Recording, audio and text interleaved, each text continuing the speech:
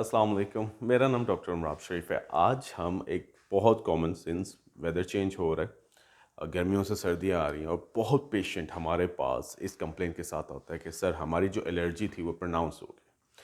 पहली बात, एलर्जी दो तरह की होती है, ये ज़रूर समझना लाजमी है एक कॉमन बंदे के लिए। एक होती है सीजनल एलर्जी और एक होती है पेरिनियल एलर्जी।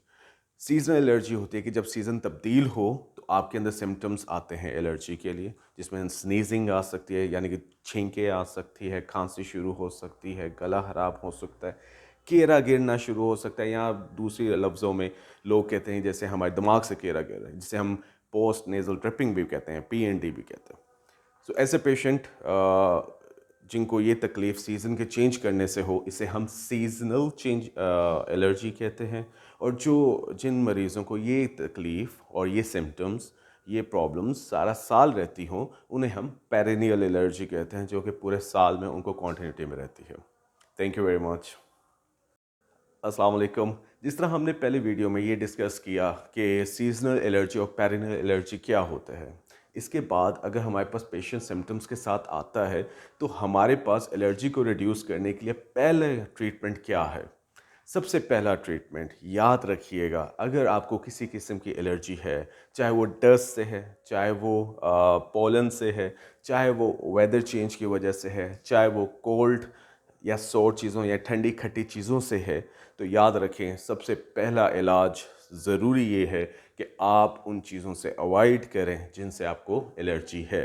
यानी कि avoid those allergens which are causing allergy to you, which are causing sneezing, coughing, rhinorrhoea, PND यानी कि छींके, खांसी, केरे का बहना या ऐसे लगना जैसे आपको दिमाग से केरा गिरे। तो उसका सबसे पहला हल, उन फैक्टर्स को नोटिफाई करें जिनकी वजह से आपको ये प्रॉब्लम आ रही है, उससे अवॉइड करें। Thank you very much. अस्सलाम वालेकुम। जिस तरह हमने पहले दो वीडियोस में डिस्कस किया कि एलर्जी कितनी टाइप की है, बेसिक दो टाइप्स की हैं जिसमें सीजनल और पेरिनियल। सेकंड हमने बेसिक ट्रीटमेंट पे डिस्कस किया कि बेसिक ट्रीटमेंट इनका उन चीज़ों को अवॉइड करना कि जिन चीज़ों की वजह से एलर्जी होती है।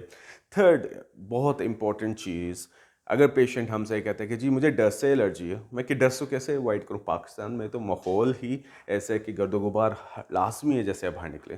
तो ऐसे पेशेंट्स के लिए लाजमी है कि वो मास्क पहने और देखें कि उनकी तकलीफ़ जो 100% थी विच विल रिड्यूस टू 30%, और इसे वो बहुत बेहतर महसूस करेंगे। सेकेंड, जब घर पहुँचे तो अपना मुंह धोएं, नाक साफ़ करें और कुल्ली करें, ताकि अगर कोई डस्ट फैक्टर है जो उनके नाक के अंदर बैठा हुआ है या मुंह के अंदर है, मट्टी बाहर जाने की वजह से वो साफ़ हो जाए, जिससे उनकी ज़िंदगी बेहतर महसूस करेंगे। सेकेंड मोस्ट इम्पॉर्टेंट फैक्टर, सोते वक्त रात को तकलीफ़ होना उन मरीज़ों को कि जिनको डस्ट एलर्जी है, उनके लिए लाजम है कि वो अपने किसी रिलेटिव से, अपने सिबलिंग से, स्पाउस से कहें कि वो उनके कमरे में एंटर होने से पहले बेड पे तकिए चादर को चेंज करें, अपने बिस्तर को अच्छी तरह साफ़ करें, उनको धूप ज़रूर लगवाएं ताकि जब वो लेटें तो वो डस्ट फ्री जोन हो और उनको रात को सांस का मसला या छींकों का मसला, खांसी का मसला, राइनोरिया का मसला, PND का मसला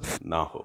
थैंक यू वेरी मच। अस्सलामुअलैकुम। मेरा नाम डॉक्टर उमराब शरीफ है। जिस तरह पहले वीडियोस में हमने डिस्कस किया कि एलर्जीज कितनी टाइप्स की हैं, बेसिक एलर्जन को अवॉइड किया जाए, कैसे उसको अवॉइड किया जा सकता है, इन सब चीज़ों के बावजूद अगर हम अपनी एलर्जी को बेहतर नहीं कर पा रहे तो क्या ऐसे मेडिसिन्स हैं कि जिनके साथ हम अपनी एलर्जी को कंट्रोल कर फैक्टर में ला सकते, ख़त्म नहीं कर सकते लेकिन कंट्रोल कर सकते हैं। वो उनमें एंटीहिस्टामीन्स, ल्यूकोट्राइन इनहिबिटर्स आ जाते हैं। और याद रखें, मोस्ट इम्पॉर्टेंटली ऐसे पेशेंट जिनको पेरिनियल या सीजनल एलर्जीज रहती है related to their symptoms of flu, उनके लिए flu shot between June, month of June and October के लगवाना बहुत ज़रूरी है। इससे ये नहीं होगा कि उनकी एलर्जी बेहतर हो जाएगी, इससे ये ज़रूर होगा जो इन्फेक्शन रिकरेंट होता है फ्लू वायरस की वजह से, वो कंट्रोल हो जाएगा, जिससे उनकी ज़िंदगी बेहतर महसूस होगी।